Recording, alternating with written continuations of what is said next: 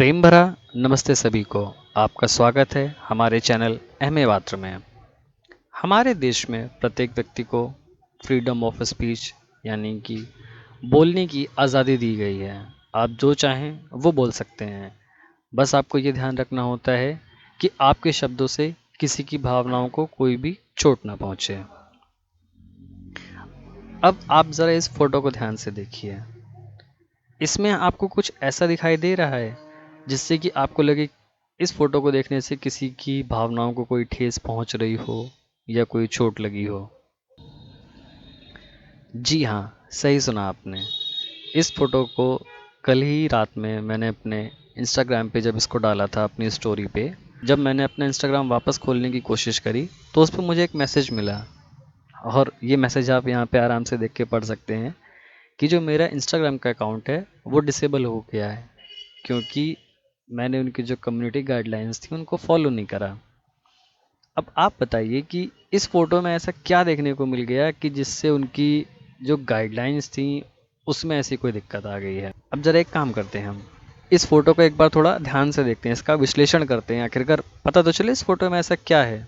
अभी फ़िलहाल आपने वैसे सुना होगा आंध्र प्रदेश में जो राम तीर्थम मंदिर था, जो विजयनागरम का था, उसमें जो भगवान राम की जो 400 साल पुरानी मूर्ति थी उसको किसी ने तोड़ दिया था।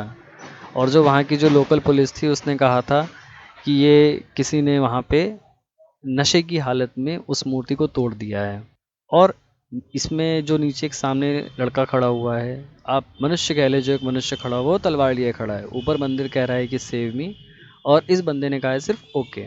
अब आप बताइए, अगर कोई आपके घर में तोड़ने आता है तो आप क्या करते हैं? उसको रोकते हैं या फिर आप चुपचाप शांति से साइड में खड़े हो जाते हैं और बोलते हैं कि नहीं भाई तुम अपना काम कर लो, तोड़ लो तुम इसको? जरा सोच समझ के इस चीज को देखिएगा। ये तो चलिए एक हादसा था, इसकी एक ऐसी पोस्ट आई। आंध्र प्रदेश में आप इस न्यूज़ आर्टिकल को भी देख सकते हैं, इसमें साफ मेंशन करा गया है कि आंध्र प्रदेश में लास्ट 19 महीनों में 120 से भी ज़्यादा अटैक करे गए हैं। मतलब आप ये समझिए कि ये सिर्फ एक स्टेट का हाल है जहाँ पे हिंदू मंदिरों की ऐसी हालत करी जा रही है। और इसी के साथ ही आप ज़रा एक इस क्लिप को भी देखिएगा। ಕೆಲವು ದಿನಗಳ ಹಿಂದೆ ಮಂಗಳೂರಿನಲ್ಲಿ ದೇಶ ವಿರೋಧಿ ಗೋಡೆ ಬರಹದ ಬೆನ್ನಲ್ಲೇ ಇದೀಗ ಇನ್ನೊಂದು ವಿಕೃತಿಯ ಬರಹ ಕಂಡು ಬಂದಿದೆ.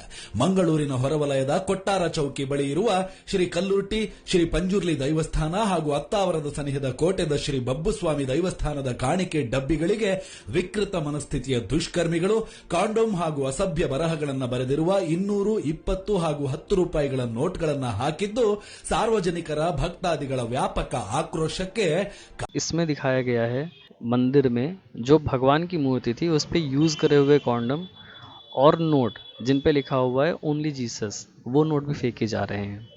अब आप बताइए इस चीज़ का क्या मतलब होता है? अगर ऐसे इंसिडेंट होते रहेंगे, जैसे कि मैंने आज के समय में एक पोस्ट डाल दी, मेरा अकाउंट बैन कर दिया गया, इस चीज़ का क्या ही मतलब है? जब एक मस्जिद तोड़ दी गई थी उसका केस 30 सालों तक चलता रहा, उस पे सबने उसमें अपने हाथ से के सभी लोगों ने। लेकिन यहाँ पे जब एक किसी हिंदू का ऐसे मंदिर तोड़ा जा रहा है, इसलिए यहाँ पे कोई बोलने वाला सामने नहीं आ रहा है। और अगर आप ऐसा कुछ बोलने की कोशिश करते हैं तो कोई आपको रिपोर्ट कर देगा और आपको जो अकाउंट है वो डिसेबल कर दिया जाएगा, जबकि बिना आपको कोई नोटिफिकेशन दिए कि आपका आखिरकार ऐसा हुआ क्यों है। अब हम इस हिंदुस्तान में रह रहे हैं, भारतवर्ष में रह रहे हैं, यहाँ पे तो जो हिंदू हैं वो यहाँ पे शुरू से ही रह रहे हैं। जो हमारे देश का जो एक धर्म कहा जाता है वो तो हमारा सनातन धर्म है, जिसको कि आगे चल के आज के समय में हम हिंदू धर्म के नाम से मान रहे हैं। अगर हम अपने धर्म की पोस्ट ही इस चीज़ पे नहीं डाल पाएंगे जो यहाँ के प्लेटफॉर्म हैं, तो फिर मतलब क्या रहेगा उस चीज़ का? सेक्युलरिज्म के नाम पे जो सेलेक्टिव जो प्लेटफॉर्म्स पे जो फेवरेटिज्म दिखाया जा रहा है, ये भी बहुत चौंकाने वाली बात है। फ्रीडम ऑफ स्पीच का जो राइट है वो तो सबको मिला है, और धर्म को लेकर हम अपने इस राइट को पूरी तरह से एक्सरसाइज करने की कोशिश करेंगे। हम किसी को भी कोई गलत नहीं बोलेंगे। सनातन धर्म की जो नॉलेज है वो लोगों तक पहुँचे, हमारे चैनल का बस एक यही माध्यम रहेगा। इसके लिए जो विरोधी हैं वो कुछ भी करें ना करें, हम पे रिपोर्ट करते रहें, हमारे अकाउंट चाहे भले ही बैन करवाते रहें वो, लेकिन आप तक जो सच्चाई है वो पहुंचती रहेगी। अगर हम अपने देश में ही रह के अपने धर्म के बारे में अगर हम बातचीत नहीं कर पाएंगे तो फिर हमारी फ्रीडम ऑफ स्पीच का क्या मतलब रहा। और इस पोस्ट में आखिरकार ऐसा क्या ही दिख गया जिससे किसी इंसान के सेंटिमेंट हर्ट हो रहे हैं। और आप खुद बताइए, अगर ऐसी चीज़ को देख के आपके सेंटिमेंट हर्ट हो गए तो वो आपके सेंटिमेंट हैं या फिर ईर्ष्या। ज़रा सोचिएगा इस चीज़ को लेके। धन्यवाद।